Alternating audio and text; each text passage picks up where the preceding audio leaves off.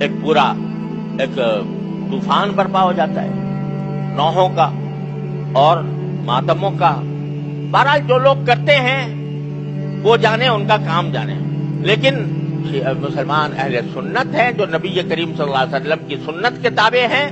جو حضرت حسین رضی اللہ تعالیٰ عنہ کی وصیتوں کے تابع ہیں، ان کو اس قسم کی مجالس میں جہاں یہ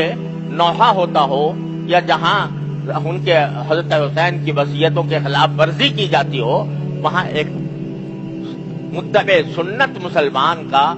کوئی گزر نہیں ہونا چاہیے، وہاں اس کی شرکت نہ ہونی چاہیے. کیونکہ رسول کریم صلی اللہ علیہ وسلم کا ارشاد ہے کہ جو شخص کسی ایک مجلس میں بیٹھتا ہے، کسی بڑی مجلس میں بیٹھتا ہے، چاہے بیٹھا ہی ہو، دیکھنے کے لیے بیٹھا ہو، تو اس کا شمار اسی مجلس کے لوگوں میں ہوگا. لہذا جو کر رہے ہیں وہ اپنے اعمال کے خود جواب دہ ہیں،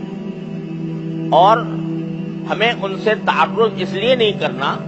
کہ ہمیں اس کا حکم نہیں دیا گیا.